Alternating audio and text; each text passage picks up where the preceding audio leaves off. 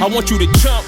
What's going on, guys? Today I'm going to talk about log footage, specifically Sony S-Log2 and S-Log3. I'm going to go over what it is, what it's used for, and why you might want to use it. Before we go too far, we need to first understand what log or log footage is. Without going into too much detail, S-Log2 and S-Log3 are picture profiles that create a flat, low saturated, and low contrast image. The way that it does this is by using a specific color curve that focuses as much information in the mid-range as possible.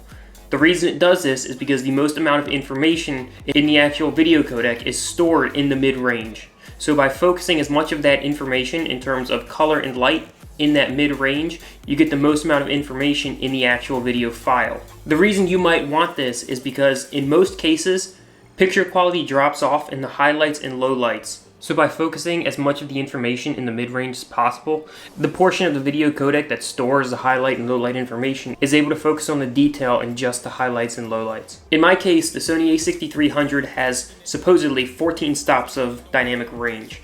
Using S-Log2 and S-Log3 is supposed to be able to fully utilize that 14 stops, allowing me to pull out as much detail from those highlights instead of them just clipping, and the lowlights instead of them just being black shadows. Jump. I want you to jump, jump, jump, jump, jump, jump, jump, jump, jump. Up in the air, I want you to jump, jump, jump, jump, jump.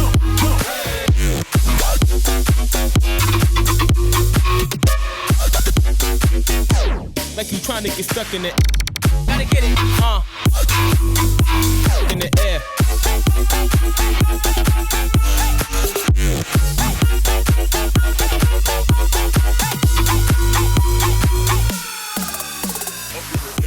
Hopefully you enjoyed that quick edit. I actually chose those two videos because they're both shot using S-Log, but they both had drastically different results because of the lighting and the situations that they were shot under.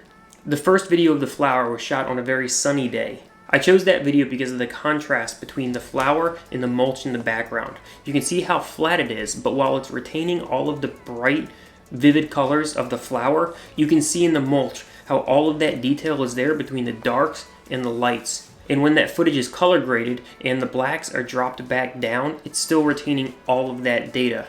On the second video, that was shot on a very gloomy, dark, foggy day. The colors were already very flat because of the lighting situation, but it's still able to get a lot of the detail, especially in the grass on the ground and the trees when you're walking by them. With that said, in the second video, because of the lighting, it took that much more to get the picture to look like something I actually wanted. While in the first video, it didn't take much except for bringing up that saturation and changing the contrast a little bit. So now that you've seen some S-Log video, both graded and ungraded, why might you want to use it? Well, aside from the fact that you will get that dynamic range out of it, one of the big things people are using is called a LUT. It's a lookup table. It's a file you'll load into your video editing program that'll give you either a baseline color grade or will give you a specific look of something you may want to go after. On the other end of things, if you don't use LUTs, using S-Log footage will still allow you to color grade on your own and get whatever look you want to go for.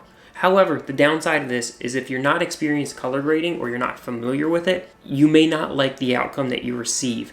That footage without being color graded will be very, very flat, so you can't use it right out of the camera. But if you want to learn how to color grade or you're already very familiar with it, you can get great results.